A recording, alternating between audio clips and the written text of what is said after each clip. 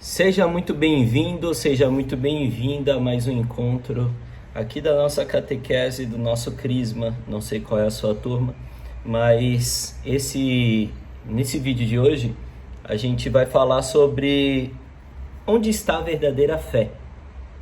Então até agora a gente já tem falado sobre se Deus existe, o que é ter fé, e agora a gente vai falar onde está a verdadeira fé. É importante você entender e visualizar que até aqui a gente tem entendido o que na maioria das vezes é assim, ensinado pra gente de uma forma sobrenatural, espiritual. Então a gente tem entendido de uma forma um pouco mais racional o que é a fé e as possibilidades de Deus existir.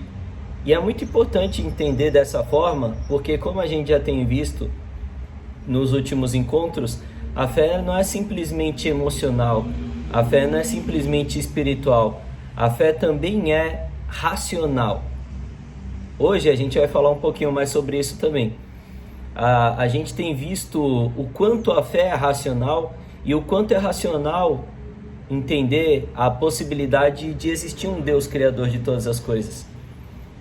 A gente poderia até dizer que é tão racional acreditar que Deus existe quanto as pessoas acreditam ser racional acreditar que Deus não existe, porque ninguém pode provar que ele não existe, assim como a gente também não pode provar que ele existe.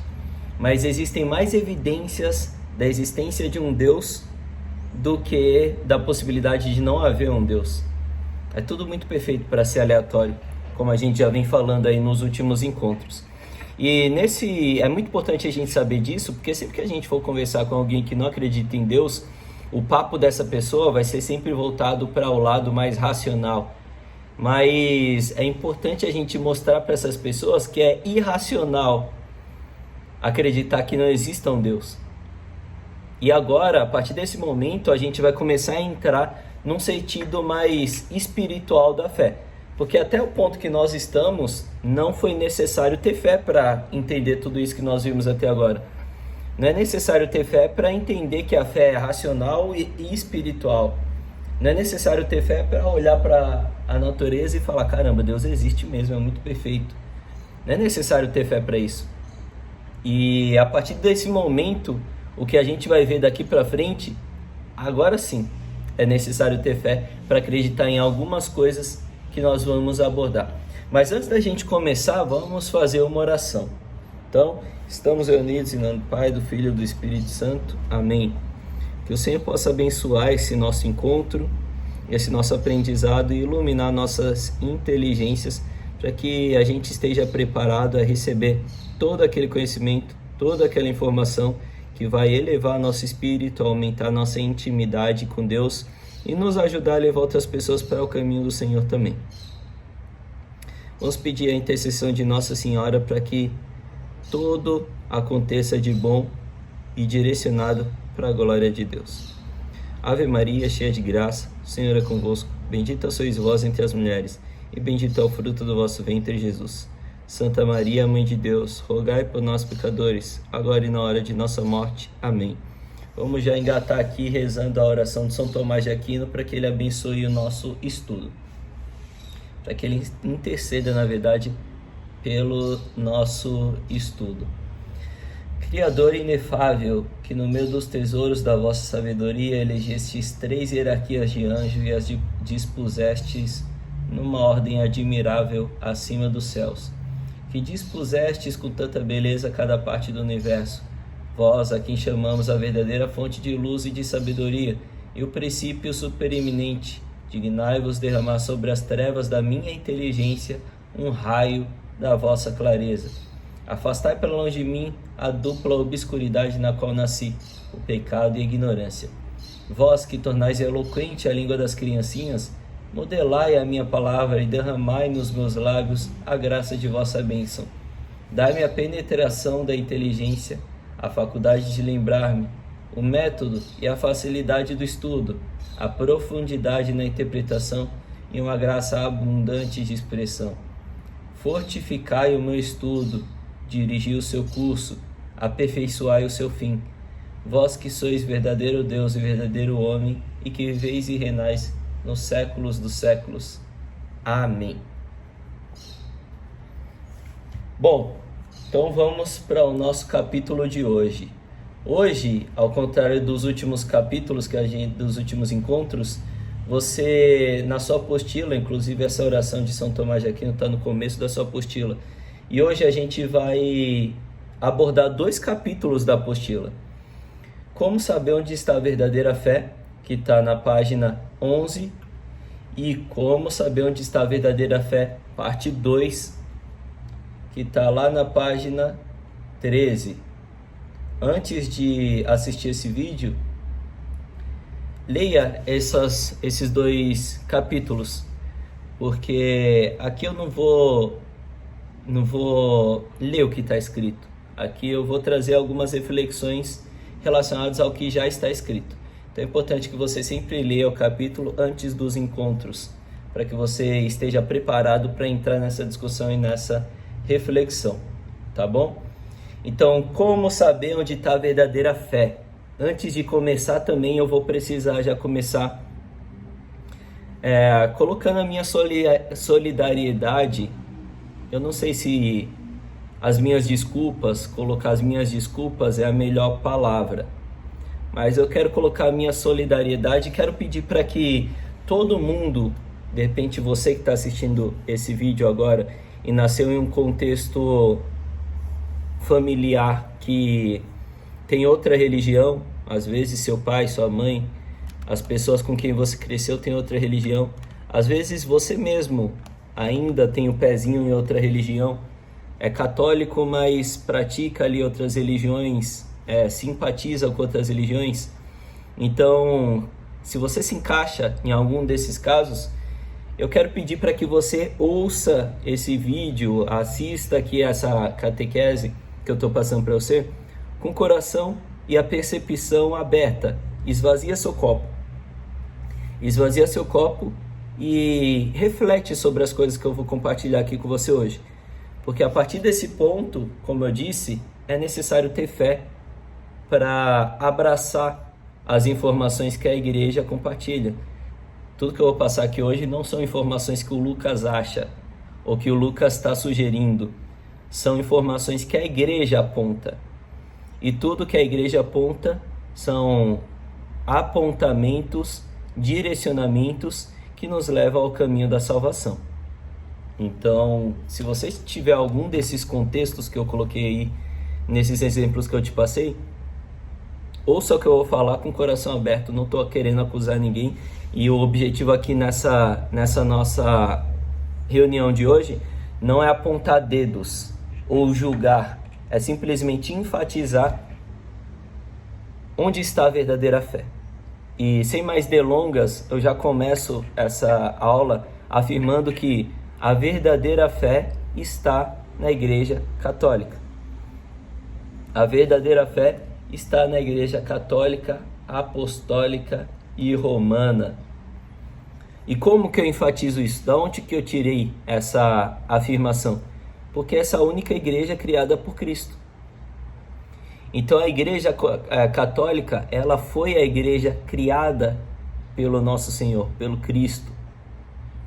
E a Igreja Católica é a igreja que transmite a visão de Cristo sobre quais são os caminhos da salvação. Então a gente vem falando sobre a fé emocional, sobre a fé racional, mas onde está a verdadeira fé? E existe uma verdadeira fé? Sim, existe. Porque como eu disse nos encontros passados, a fé, ela é uma confiança que você tem em alguém ou em algo. Então, eu posso confiar em qualquer pessoa. Eu posso confiar, sei lá, no fulano que está me falando que existe uma nova religião que vai me levar para o céu. Eu posso ter fé nele e na religião dele. Mas essa é a verdadeira fé? Não necessariamente. Então, a verdadeira fé, ela está na Igreja Católica. E o que torna a Igreja Católica a fonte da verdadeira fé? Justamente essa é a palavra certa. A fonte de tudo é o Cristo, o Deus que se fez homem. Então, eu sou católico Eu sou católico porque eu quis acreditar na igreja que foi fundada pelo próprio Deus em que eu acredito. E o que faz, Lucas, com que a Igreja Católica não tenha se corrompido ao longo dos anos? Como você sabe que a Igreja Católica não distorceu tudo aquilo que Jesus falou? Eu acredito que nada que é corrompido pode durar tanto tempo. Não existe aquele ditado, a mentira tem perna curta? Por que a mentira tem perna curta? Porque você conta uma mentira e ela vai ficando cada vez maior, vai ficando cada vez mais difícil de esconder. Então você conta e já é uma dificuldade gigantesca para você manobrar aquela história na sua cabeça para poder contar aquela mentira para alguém. E aí depois aquela pessoa começa a te perguntar detalhes e você começa a aumentar aquela mentira. Então primeiro você contou falando que estava numa sala toda verde. Aí depois você precisa falar onde que fica essa sala. Fica num prédio de 5 andares ali no centro. Em qual rua? Então você começa a aumentar cada vez mais essa mentira. E uma hora essa mentira fica insustentável. Então a mentira tem perna curta, ela tem prazo de validade. Aí que tá a história, gente. Se isso é uma lei universal e se a mentira tem prazo de validade, eu não conheço nenhuma mentira que se sustentou durante tantos anos, como que a Igreja Católica pode ser uma mentira sustentada há 2000 anos? Vamos deixar um pouquinho mais legal essa brincadeira? No começo da Igreja Católica, a igreja era uma igreja perseguida. Perseguida pelos judeus, que foram aqueles que perseguiram e mataram Cristo, e perseguida pelo Império Romano, que era o governo que governava Israel naquela época, na época de Cristo. E o Império Romano era um império politeísta. O que quer dizer isso? Eles acreditavam em vários deuses. Poli quer dizer mais de um, né? E teísta vem de crença. Então eles acreditavam em vários deuses. Nós, a religião católica, é uma religião monoteísta. Mono de um. Então a gente crê em um só Deus. Os romanos, né, eles acreditavam em vários. Eles acreditavam no Mercúrio. Era tipo uma variação da crença dos gregos. Então nos vários deuses eles acreditavam.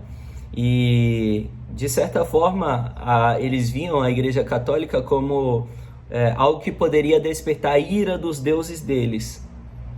É engraçado, né? Quando a gente fala assim, acreditar na Igreja Católica despertava a ira dos deuses romanos. Será que se esses deuses existiam, eram realmente deuses ou eram demônios? Já que acreditar no Deus verdadeiro despertava a ira deles? Você assimila isso com alguma coisa? Quando a gente está vendo lá um filme de exorcismo e a gente joga, e o padre joga água benta, isso daí não desperta a ira daquele demônio que está possuindo aquele corpo? Então, de certa forma, o que é bom desperta a ira do que é mal, né? Então é interessante essa reflexão. E por isso, por despertar a ira dos deuses deles, eles perseguiam os cristãos. Durante pelo menos, eu acho que foi mais do que isso, mas pelo menos 150 anos a igreja foi perseguida. Inclusive você tem alguns relatos lá no Novo Testamento, no livro dos Atos dos Apóstolos, dos próprios apóstolos sendo perseguidos, presos. Todos os apóstolos foram martirizados. São os famosos mártires. Você provavelmente já deve ter ouvido essa palavra. O que é um mártir? O mártir é alguém que morreu pela fé. No nosso caso, é alguém que morreu pela fé de Cristo. Então, o começo da igreja é repleta de mártires.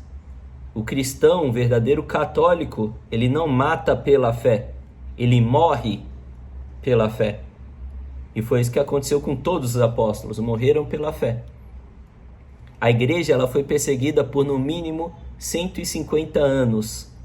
E aí eu pergunto para você, como uma religião perseguida, e não só perseguida, com seus membros assassinados consecutivamente durante 150 anos, 1,5 século de perseguição e morte. Como que uma igreja dessa sobreviveu? Precisa ser algo sobrenatural para ter sobrevivido. E ainda vou além, como que uma igreja perseguida por 150 anos continuou compartilhando o seu legado? E qual que é o legado da Igreja Católica? O legado da Igreja Católica são os ensinamentos do próprio Jesus Cristo, fundador da Igreja Católica. Então, tudo aquilo que o fundador, o Cristo, deixou como ensinamentos para os apóstolos foram transmitidos para os sucessores desses apóstolos. E quem são hoje os sucessores dos apóstolos de Cristo? São os bispos. Então não tem o bispo da sua igreja? Ele é sucessor dos apóstolos. Os bispos e os papas, que mais especificamente é o sucessor do Pedro, o líder da igreja. Então todos os papas e todos os bispos, desde os tempos de Cristo, têm o poder de proteger e compartilhar o legado que o próprio Cristo deixou para a igreja dele. Então a gente tem uma igreja perseguida por no mínimo 1,5 século, os seus membros assassinados em praça pública. Se você quiser ter um relato disso, assiste o filme Paulo, Apóstolo de Cristo. Nesse filme mostra os cristãos sendo mortos ali em praça pública, queimados. Então, como que uma igreja perseguida por pelo menos 150 anos tem mais e mais e mais pessoas dispostas a morrer pelaquela doutrina, pelaquela crença? Não tem como. Só sendo algo extremamente espiritual. E é isso que a igreja é. A Igreja Católica, ela é sobrenatural. Porque quem criou ela é sobrenatural. O próprio Deus criou ela. E é por isso que ela, como o próprio Cristo disse quando fundou a igreja, olhou para Pedro e falou: Pedro, tu és pedra, e sobre essa pedra eu fundo a minha igreja. As portas do inferno nunca prevalecerão sobre ela. As portas do inferno nunca prevalecerão sobre ela. Então, uma coisa você pode garantir, apostar a sua vida. A igreja pode até diminuir. A igreja católica pode até ficar pequena, mas ela nunca vai ser morta. Porque a igreja, ela não é feita de concreto, tijolo. A igreja não é isso. A igreja é o próprio Cristo. E isso faz parte do catecismo católico. Esse catecismo que eu tanto mostro para vocês, todo encontro. Então, o catecismo católico, que inclusive é o legado de Cristo, tudo que está aqui, é o legado, são os ensinamentos de Cristo. Lucas, mas e a Bíblia? A Bíblia, se não tiver iluminada pelo catecismo, ela é apenas um livro que pode levar a erros. Nossa, isso daqui parece até uma blasfêmia que eu estou falando, né? Mas é isso que acontece hoje com os nossos irmãos evangélicos. Eles interpretam a Bíblia pela própria interpretação deles. Pelas assimilações históricas que eles conhecem e acreditam ser a justificativa de certas interpretações que eles fazem na Bíblia. Mas nós católicos não. Nós católicos acreditamos na visão do Cristo em relação ao que está escrito ali. Então, esse livrinho aqui, ele carrega toda a visão de Cristo, de Jesus Cristo, em relação ao que está escrito na própria Bíblia. Então, a Bíblia é lida pelo católico iluminada por esse livro amarelo aqui, pelo catecismo. E é o catecismo que direciona, interpreta o que está escrito na Bíblia. É o catecismo que é o legado do próprio Cristo, passado por todos os bispos e papas, desde o começo da igreja até hoje, que nos direciona para qual é o caminho que nos leva à salvação. Entende? Então, a igreja, quando foi fundada por Cristo, ela foi fundada espiritualmente. E ali naquele momento em que a igreja é fundada, o que é fundado? É o corpo místico de Cristo. A igreja, ela basicamente é o corpo místico de Cristo. E o que é o corpo místico de Cristo? O que integra o corpo místico de Cristo? O corpo místico de Cristo, ele é integrado por todos os cristãos batizados. Então não basta acreditar em Jesus Cristo, precisa ser batizado na Igreja Católica. Todos os cristãos precisa ser batizado na igreja fundada pelo próprio Cristo. Eu também sinto uma coisa que talvez você deva sentir, que é toda vez que fala batizado na Igreja Católica, parece que a gente está querendo restringir, né? Parece que a igreja quer restringir e deixar tudo em volta dela. Mas a gente precisa ressignificar isso. A gente precisa ressignificar para o fato de que, sim, parece, mas qual que é o verdadeiro objetivo? O objetivo é direcionar você, alma que pode ser perdida, para o caminho da salvação. E olha como é lógico, se a Igreja Católica é uma igreja fundada por Jesus Cristo, logo é lógico que eu preciso estar batizado, por exemplo, na igreja fundada pelo Cristo, para fazer parte do corpo místico de Cristo. Não é lógico? Então parece que a igreja está de toda forma tentando manipular as pessoas para dentro da própria igreja, mas de certa forma fazer com que as pessoas entrem na própria igreja, na igreja católica, é trazer as pessoas para o caminho da salvação. E isso é lógico quando a gente pensa que essa é a igreja fundada por Jesus Cristo. Então ele quer que a gente esteja na igreja fundada por ele para que sejamos salvos. Então quer dizer, Lucas, que quem está em outra religião não vai se salvar? A gente não pode afirmar isso, porque Jesus, Deus, ele é misericórdia infinita, né? Então não tenho como afirmar que quem não está na igreja católica não vai ser salvo. É impossível afirmar isso. Eu estou querendo entender e colocar dentro de uma caixinha a misericórdia divina, se eu fizer isso. E eu não tenho capacidade de fazer isso. Eu não consigo nem entender a misericórdia divina, já que ela é infinita. A minha mente, ela tem uma capacidade limitada, ou seja, a capacidade não é infinita. É impossível entender algo que seja infinito. Então, Deus é misericórdia infinita. Não tem como eu bater o martelo e falar só quem está na igreja católica vai ser salvo. Mas uma coisa que eu posso bater o martelo é: quem está na igreja católica tem muito mais chances de ser salvo, porque você está na igreja fundada com os legados e com os direcionamentos do próprio Deus.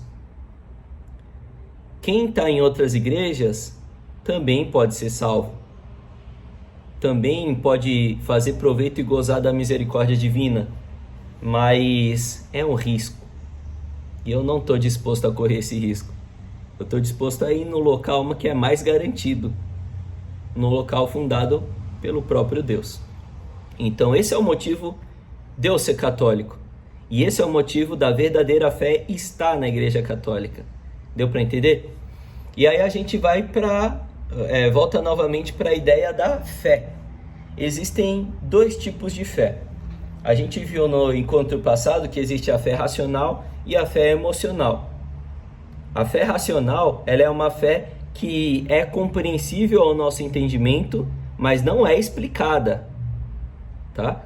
Então, se fosse científico, matemático, dava para explicar, 1 mais 1 é 2. Mas não, o racional que eu quero dizer não é explicado. O racional que eu quero dizer é compreensível à minha inteligência a ponto de me conduzir a Deus. Então, por exemplo, deixa eu trazer um exemplo.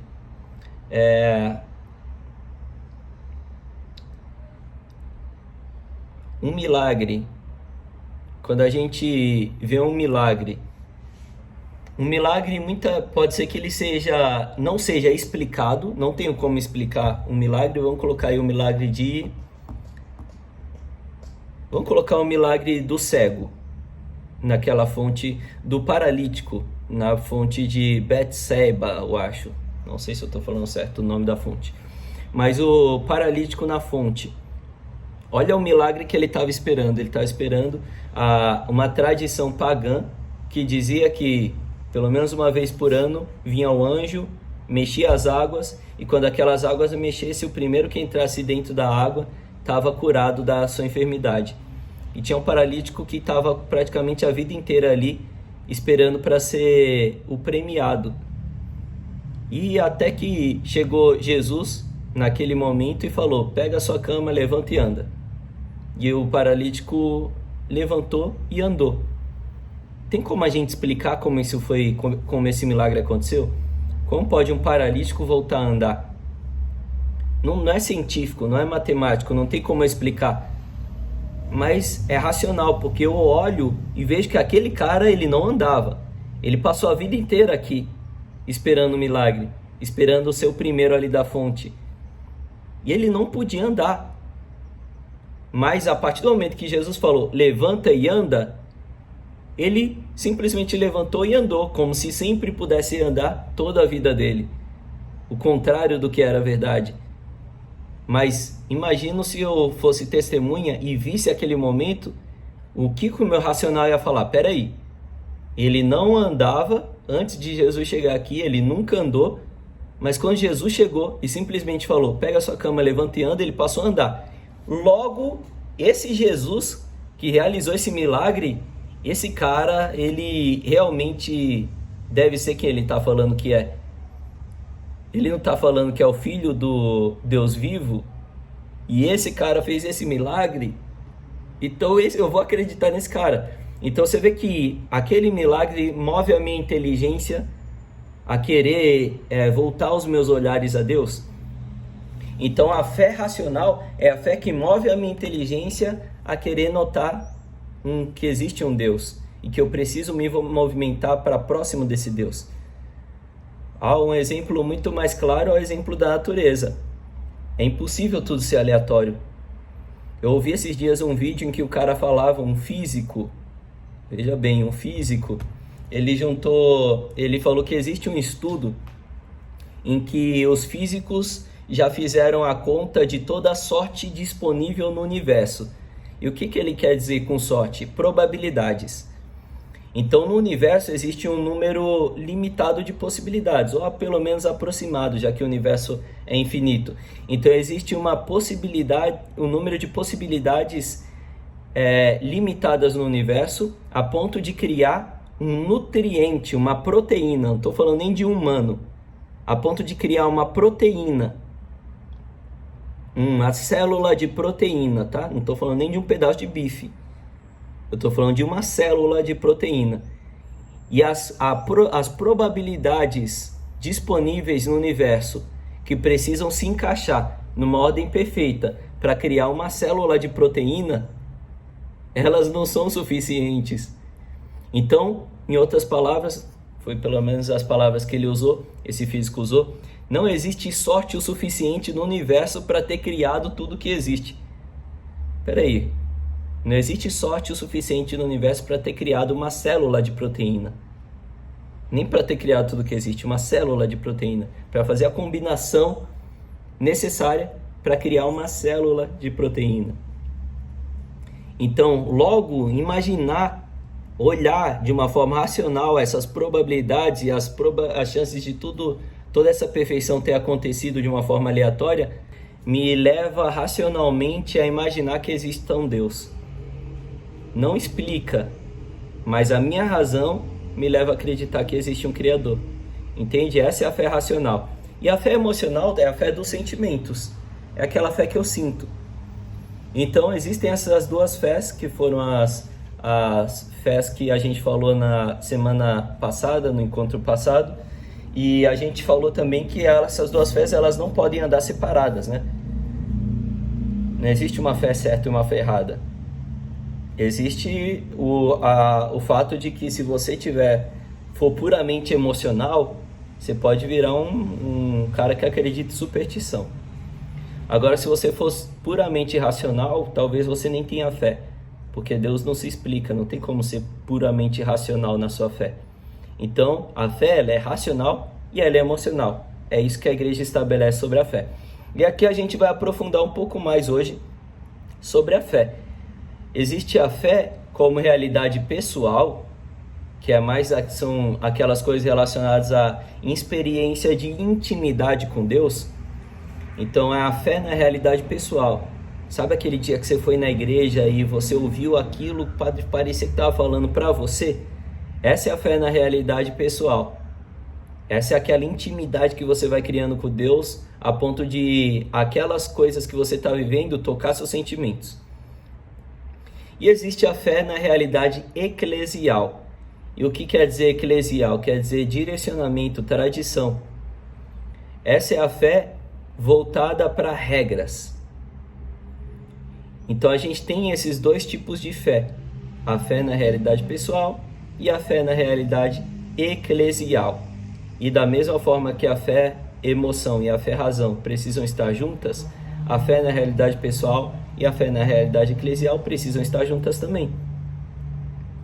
Porque, veja só, a fé na realidade pessoal, ela está voltada muito para a sua emoção.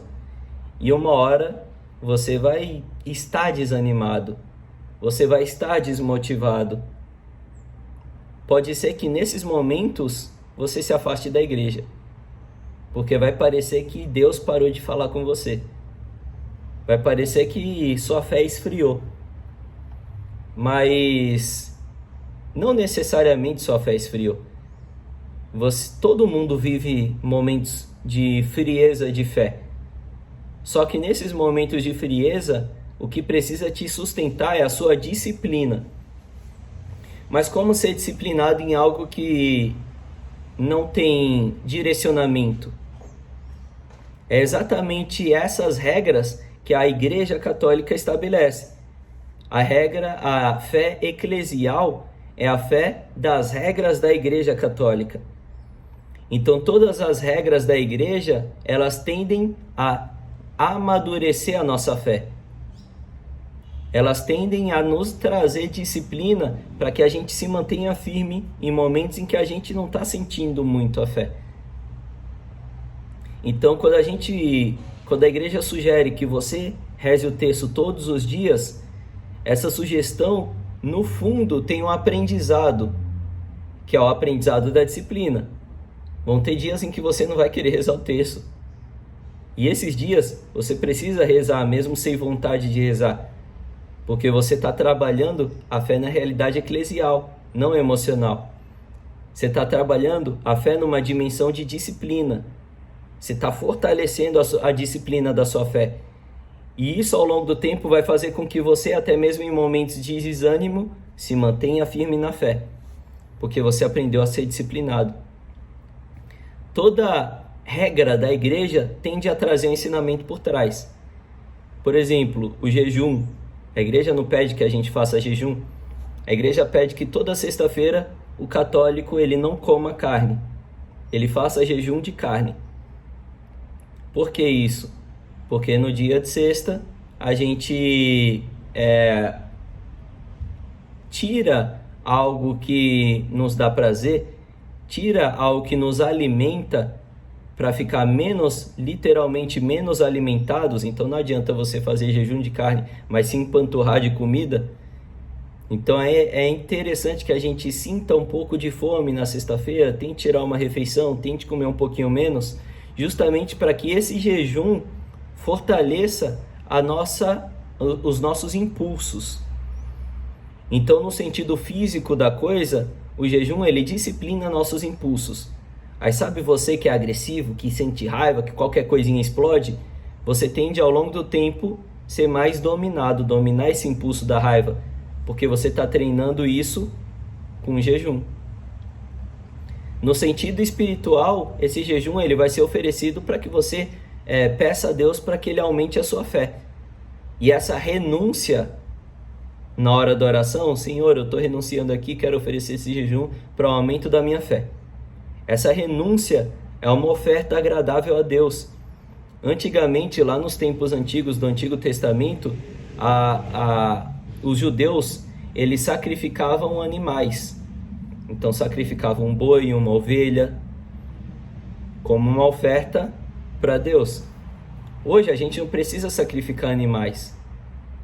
A partir do momento que Jesus veio e fundou a igreja dele, não é mais necessário sacrificar nada. A gente vai sacrificar os nossos desejos. E o sacrifício desses desejos é o novo sacrifício agradável a Deus. Então você oferecer esse sacrifício a Deus para ter um aumento de fé, vai aumentar muito a sua fé. Porque você está sacrificando algo que é prazeroso para você. Então uma outra regra da igreja que tende a nos trazer uma lição por trás é a confissão. A confissão, além de no sentido espiritual limpar nossos pecados, no sentido físico trabalha a nossa humildade. A gente está ali sentado na frente de outro homem falando os nossos pecados mais terríveis. Então essa ação trabalha a nossa humildade. Então você percebe como a fé eclesial, a fé das regras da igreja, ela tende a trabalhar, a nos tornar pessoas melhores. E ao nos tornarmos pessoas melhores, a gente está trabalhando a nossa fé, a doação, a caridade, a doação, dar dinheiro para os pobres, trabalha a nossa caridade. E a caridade nos faz pessoas mais puras, né? Mais humildes. Então toda a regra da igreja tem um ensinamento, um aprendizado espiritual e um aprendizado físico. E essas regras nos levam a ser católicos mais firmes na fé. Católicos que não estão presos à motivação, mas sim a doutrinas que tornam a nossa fé uma fé mais madura. Então são essas duas fés. A fé na realidade pessoal, que você precisa ter, que é aquela fé que é a do sentimento, que gera intimidade com Deus, e a fé na realidade eclesial. A fé é baseada nas regras da igreja criada pelo próprio Cristo. A igreja evangélica também tem as regras dela. O espiritismo também tem as regras dele.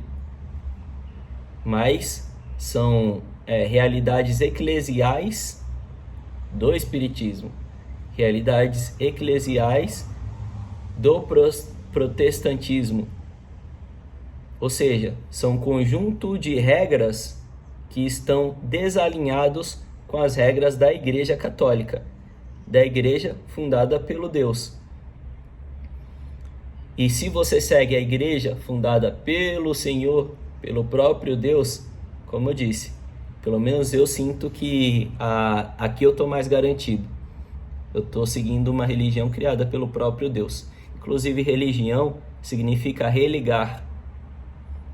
Então, a religião que você se encontra, ela está te religando com alguma coisa. No caso da Igreja Católica, qual que é o centro da nossa igreja? É Deus. É o Senhor. E aí podem ter evangélicos que dizem, mas o cara tem lá a santa que você adora também, o santo que você adora. Como assim você está falando que é Deus se tem um monte de ícones que estão no centro da sua religião? Não, então você não conhece a minha religião. Eles não são o centro da minha religião. Eles são figuras que me levam a olhar para o centro. Figuras que a todo momento estão direcionando a minha visão para o centro, que é Deus. Eles viveram para Deus. Não tem como eu olhar para eles e não ver Deus. Então, eles são espelhos para Deus. Ao imitar eles, eu estou centralizando a minha vida para Deus, porque a vida deles eram centralizadas para Deus. E assim é para todos os santos e santas. Então o centro da nossa religião sempre é Deus. Então tudo que é feito direcionado para o centro, que é Deus. E todas as regras são direcionadas para que um dia eu me una a Ele. Ou seja, todas as regras da igreja são direcionadas para que eu entre no caminho da salvação. Então qualquer dúvida que você tiver, não tem que ser uma dúvida que fale, será que a igreja está certa? porque essa dúvida ela tende a te levar para o afastamento da igreja. A sua dúvida precisa estar direcionada para, você precisa fazer questionamento sim. Não é que você não possa questionar, mas o seu questionamento ele precisa estar direcionado para como que essa regra da igreja me leva ao caminho da salvação. Como que essa regra da igreja me leva ao caminho da salvação? Aqui que está a grande resposta. Porque ao entender o porquê aquela regra da igreja está te levando ao caminho da salvação, aquela regra passa a fazer sentido. Passa a te fazer sentido porque você entende por que aquilo, no final das contas, vai me fazer me unir a Deus. E é isso que todas as regras da igreja faz. Ela te une a Deus. Todas essas regras têm um nome específico, tá? Então, o que a gente chama de regras da igreja, de uma forma mais teológica, científica, são os dogmas da igreja. Então, os dogmas da igreja são os direcionamentos inegociáveis da igreja católica. Então, a doutrina católica, o que é a doutrina? A doutrina é um direcionamento, é um conjunto de regras. Mas dentro da doutrina católica, tem regras que são imprescindíveis para que você seja salvo. Então, tem um conjunto, e dentro desse conjunto tem algumas que, se você não fizer, você corre um grande risco de não ser salvo, não ir para o céu. E são essas doutrinas que são imprescindíveis que nós chamamos de dogmas. Então, os dogmas da Igreja Católica são regras tão importantes que a Igreja estabelece que todo católico tem que acreditar. Então, não tem negociação. Não tem como eu falar, eu sou católico, mas eu não concordo com isso ou aquilo. Não.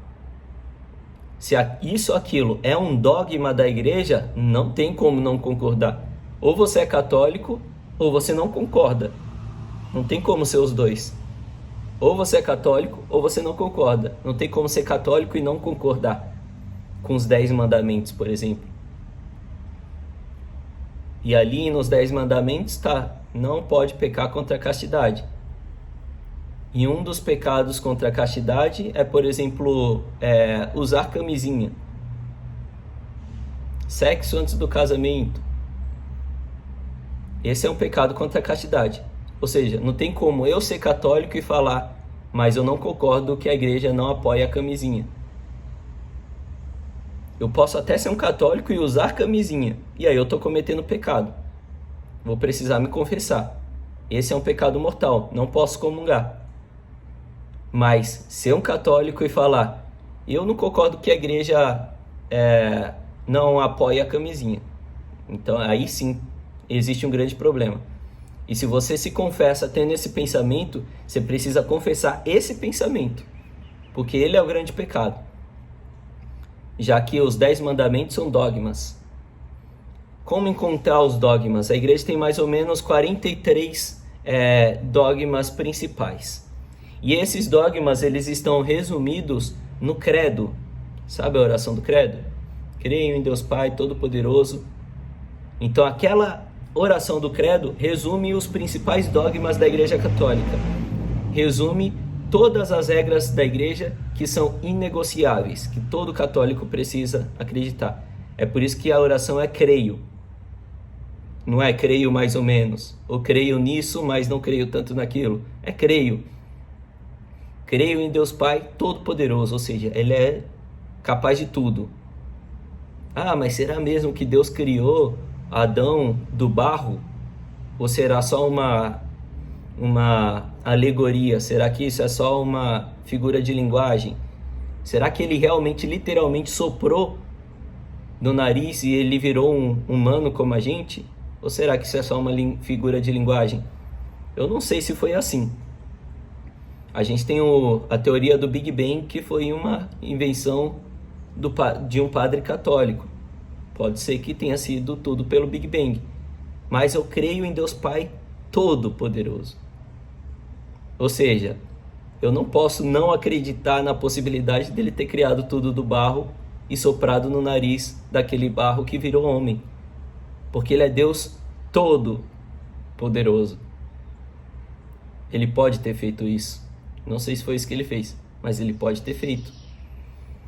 Então, creio, ele traz todos os dogmas que são inegociáveis, e eu preciso acreditar na Virgem Maria, que o Espírito Santo colocou Jesus no ventre da Virgem Maria, que ela sempre foi virgem e morreu virgem. Como que eu acredito em uma religião que diz que uma mulher deu à luz a um Deus e não teve relação sexual nenhuma para que essa criança crescesse dentro dela? Não é Deus Todo-Poderoso? E eu não falei que acredito? Não posso acreditar mais ou menos. Então esses são os dogmas da igreja. Ir contra esses dogmas tem uma grande chance de te levar para o caminho da perdição. Acreditar nesses dogmas vão te direcionar para o caminho da salvação. Mas Lucas, a igreja ela pode criar novos dogmas? Ela pode inventar um dogma? Não. Todos os dogmas da igreja são dogmas que já existiam. Todos os dogmas da igreja já existiam.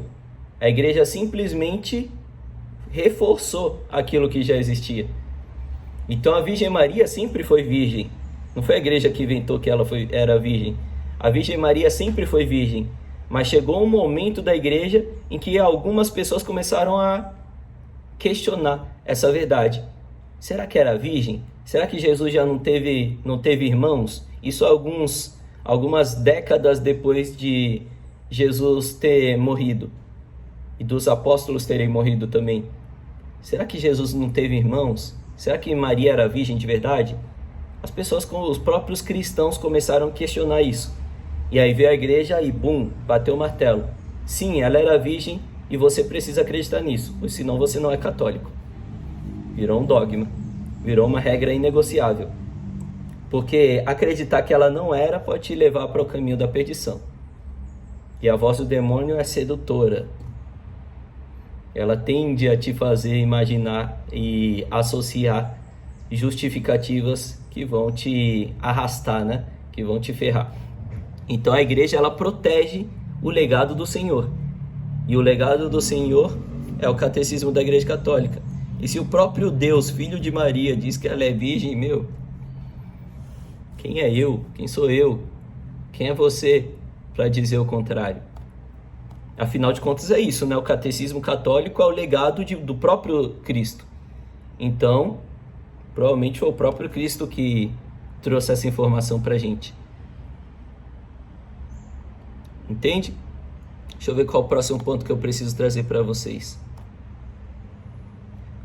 Jesus fundou a igreja para transmitir o que Deus espera de nós.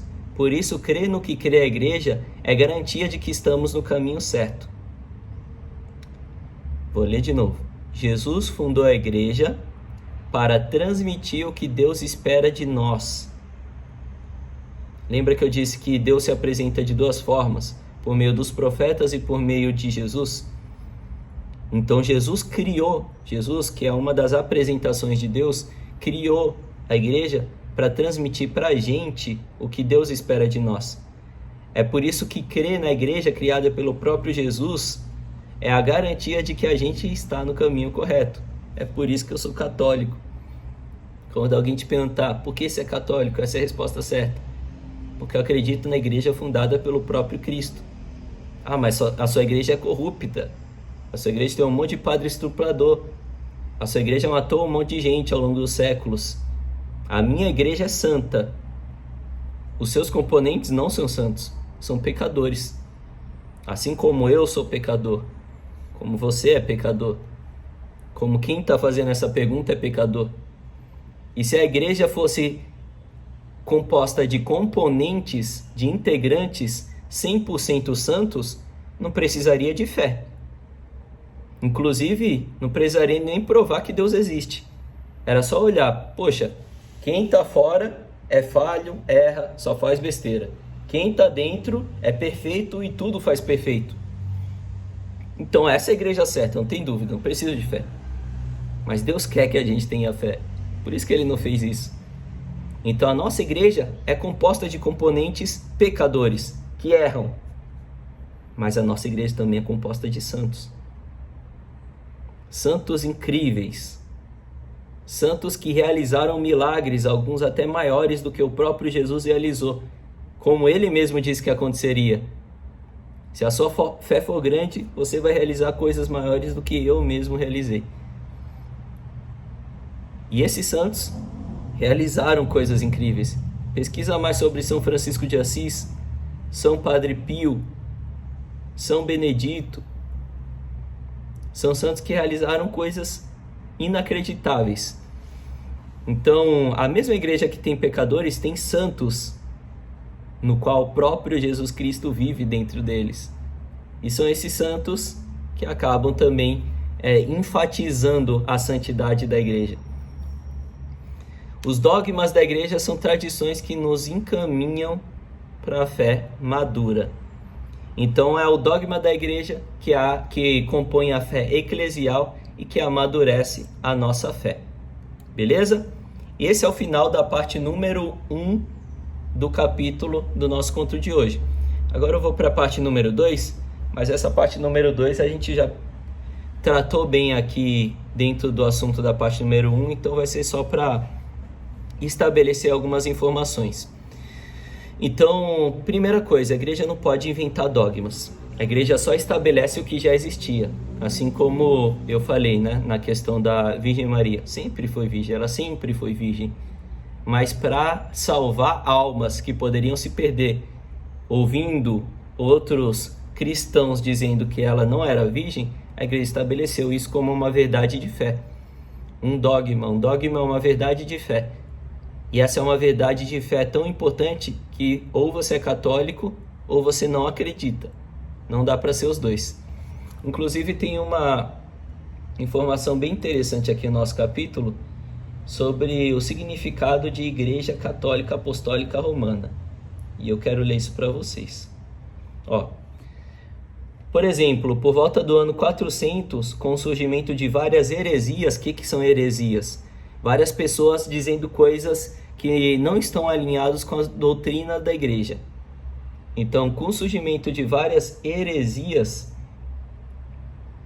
me perdi, que distorciam ou questionavam a tradição deixada por Cristo, o magistério autoritário, o que é o magistério? São os bispos e o Papa. Então, o magistério nomeou a Igreja de Cristo, a igreja fundada por Cristo. Quando ele fundou a igreja, ele não falou: Pedro, tu és pedra e sobre essa pedra eu fundo a Igreja Católica Apostólica Romana. Ele não falou isso. Ele falou: fundo a minha igreja e as portas do inferno nunca prevalecerão sobre ela. Só que por conta, você percebe, a igreja católica sempre foi a igreja de Deus. E por que inventaram esse nome? Igreja Católica Apostólica Romana. Quando inventaram esse nome, não estavam criando uma nova igreja, não. Só estavam deixando mais claro algo que o próprio Cristo fundou, quer ver? Então, por conta de várias heresias que surgiam e distorciam a tradição de Cristo, o magistério nomeou a Igreja de Cristo como Igreja Católica Apostólica Romana. E o que quer dizer católica? Católica porque a palavra quer dizer universal. Então, qualquer lugar do mundo que você for em uma igreja católica, a missa vai ser sempre igual. A leitura vai ser igualzinha à leitura que está acontecendo aqui no Brasil. O evangelho do dia é igual ao evangelho que está tendo aqui no Brasil. A única diferença é que a língua, o idioma vai mudar. Mas a missa é igualzinha. Talvez as músicas sejam até parecidas. Pode ser que você esteja aí assistindo uma missa em outro país e a música, você conheça pelo tom, pelo som. Está em outra língua, mas você está cantando em português. Porque até o tom pode ser parecido da mesma música. Porque a igreja é universal, ou seja, é de todos os povos. Mas também porque a palavra católica indica que a Igreja de Cristo não separa o que é conveniente acreditar do que não é conveniente acreditar. Ou seja, é católica porque abraçamos a fé transmitida por Cristo em sua totalidade. O católico, ele não acredita nisso, mas não acredita naquilo. Ele acredita totalmente na fé de Cristo. Totalmente. E é por isso que a gente chama de católica. Apostólica, porque a igreja foi entregue aos apóstolos. Lembra quando Cristo falou? Tu és pedra e sobre essa pedra eu crio a minha igreja. E desde então vem sendo conduzida por eles, com auxílio do Espírito Santo, por meio da sucessão apostólica e do magistério. Então vamos lá, por partes. O que é a sucessão apostólica? É a sucessão do legado deixada por Cristo. Então Cristo deixou a visão dele de qual que é o caminho da salvação. Ele deixou isso para quem? Para os mais próximos, que eram os 12 apóstolos. E os apóstolos, conforme foram espalhando a mensagem de Deus, eles foram deixando esse legado para os próximos, os seus sucessores. E os sucessores dos apóstolos são os bispos. Os sucessores do líder da igreja, que é o Papa, Pedro, são os próximos papas. E o conjunto, a união dos papas e dos bispos, acaba formando o magistério da igreja. Então, a sucessão apostólica é a transmissão do legado de Cristo para os bispos e os papas de todos os séculos até chegar onde nós estamos, aos bispos de hoje e ao Papa Francisco. Só que a igreja, como eu falei para você antes, ela é uma igreja que ela não é formada por algo físico. É uma igreja sobrenatural, porque foi criada pelo próprio Deus. Então a igreja é basicamente o corpo místico de Cristo. E o que é o corpo místico de Cristo? É um corpo que tem como seus membros todos os católicos batizados na igreja católica que estão no céu. Então todas as almas dos católicos batizados que estão no céu, todas as almas dos católicos batizados que estão no purgatório e todas as almas dos católicos batizados que estão na terra. Todas essas almas de católicos batizados, com exceção dos que estão no inferno, né?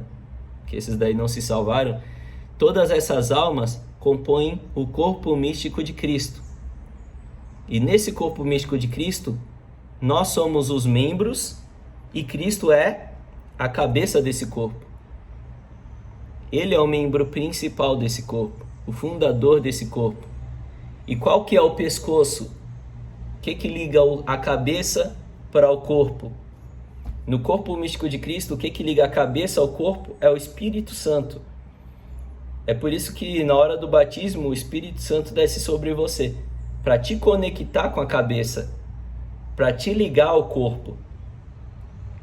Então você começa a fazer parte do corpo místico de Cristo a partir do momento do batismo.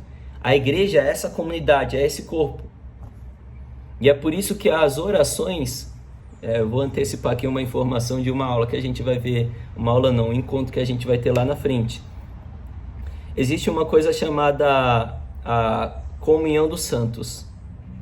Você reza isso no creio, quando se fala creio na igreja católica, na comunhão dos santos. Então o que é a comunhão dos santos? É basicamente o seguinte: no corpo místico de Cristo, os componentes são as almas de todos os católicos batizados que estão no céu, no purgatório e na terra.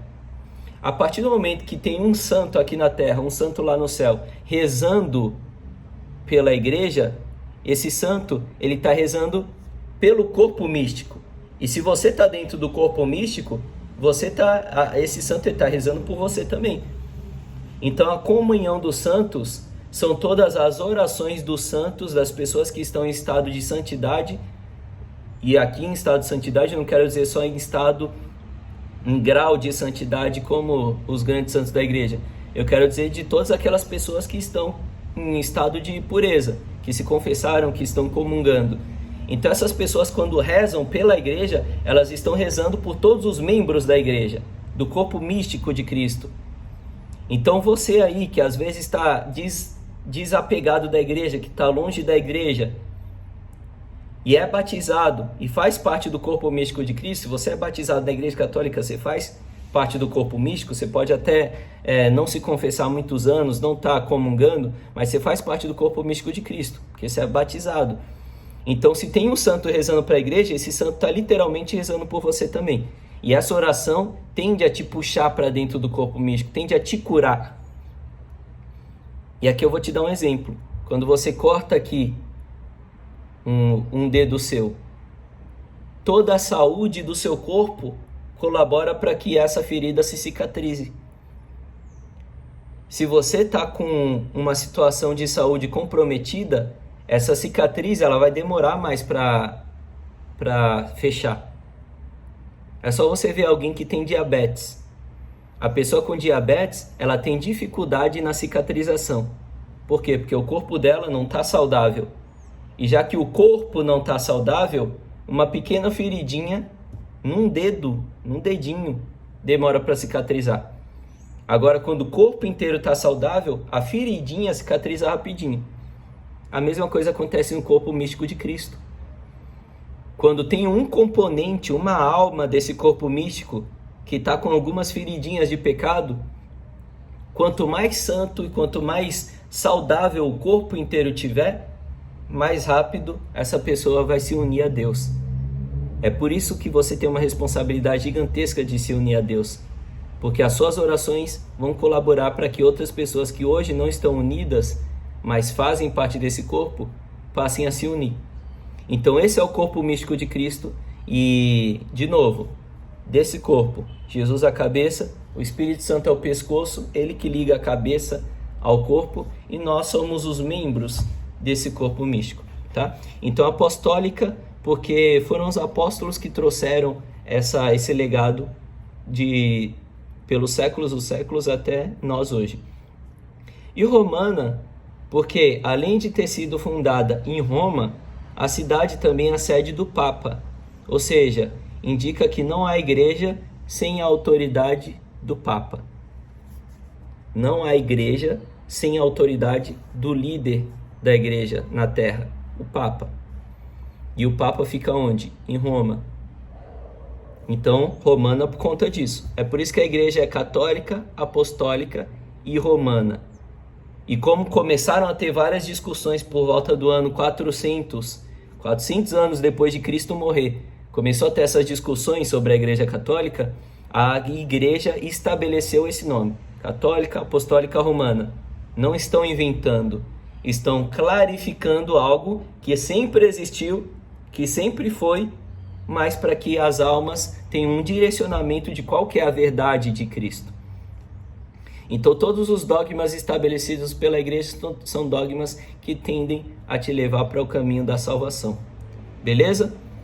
Então os dogmas não podem ser criados ou modificados. Hoje, se o Papa, ele não pode do nada, opa, acordei e tive essa ideia, vou estabelecer isso agora. Não. Ele só pode clarificar aquilo que já existe, aquilo que já é uma doutrina da igreja. Todos os dogmas são feitos para isso, para clarificar doutrinas da igreja com o objetivo de facilitar o nosso entendimento e o nosso caminho para a salvação. Então os dogmas são verdades que sempre existiram, mas a igreja achou por bem fortalecer essa verdade, tá? Bom, basicamente essa é a nossa reunião, o nosso assunto, o nosso tópico de hoje. É importante a gente ter entendido até esse momento a grande probabilidade de Deus existir de uma forma mais racional, o que é fé de uma forma mais racional e agora finalmente o que é fé no contexto espiritual da coisa, porque não tem como acreditar na Igreja Católica sem a gente, a partir de agora, começar a acreditar no momento, na questão espiritual da fé, entendeu? A igreja, ela só pode ter sobrevivido 2000 anos, ela só pode ter sobrevivido 2000 anos se ela for sobrenatural. Não tem como sobreviver 2000 anos a algo que não é sobrenatural. Não tem como sobreviver de uma forma que não se desvirtue ao que não é sobrenatural. E uma grande prova de que a igreja não está desvirtuada é o fato de que o mundo sempre está dando porrada em cima da igreja, chamando a igreja de velha, chamando a igreja de retrógrada, chamando a igreja de conservadora. E sim, somos tudo isso, porque a igreja não muda, o que muda é o mundo, a igreja não muda. A fé que Deus estabeleceu não pode ser alterada. Como o próprio Cristo disse, o tempo passará, mas as minhas palavras não passarão e nunca mudarão. Então essa é a fé que nós acreditamos, a fé da igreja criada pelo próprio Senhor. A fé que dura 2000 anos. O legado que Ele mesmo deixou para a gente. E é esse legado que nos direciona para o caminho da salvação. É por isso que eu sou católico. Eu quero finalizar esse nosso encontro com duas citações aqui dos nossos capítulos. A parte número 1 é de Mateus, capítulo 28, versículo 19. Diz o seguinte: E depois ensinai a todas as nações, batizai-as em nome do Pai, do Filho e do Espírito Santo. Ensinai-as a observar tudo o que vos prescrevi. Eis que estou convosco todos os dias até o fim do mundo. Isso foi o que Jesus falou para os apóstolos antes de subir aos céus. Então a última ordem que Jesus deu para os católicos foi ide e ensinai todas as nações.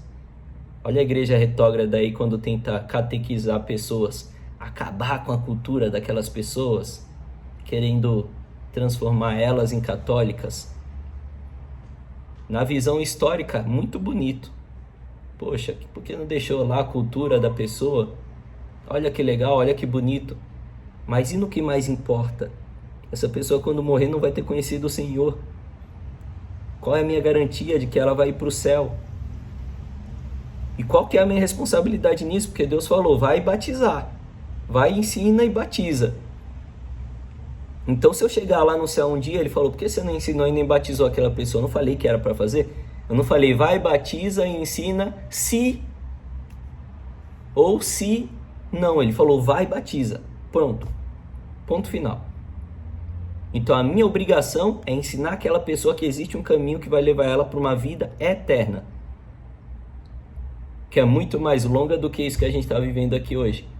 Muito mais profunda e feliz do que o que a gente está vivendo aqui hoje.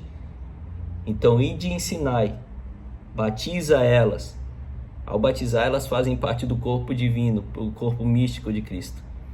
E, por fim, eu vou estar com você até o fim do mundo.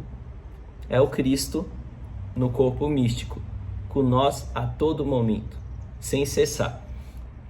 E a segunda citação, Atos dos Apóstolos, capítulo 9, versículo do 4 ao 5.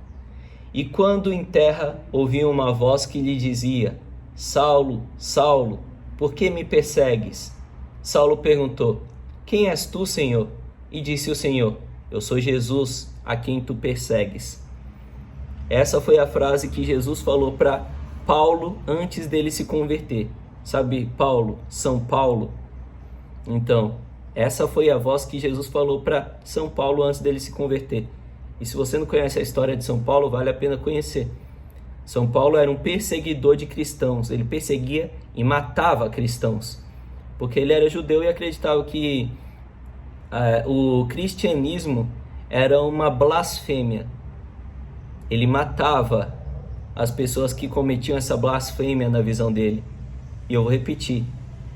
Os católicos, eles não matam pela fé. Eles morrem pela fé. Então, vários cristãos morreram nas mãos de Paulo.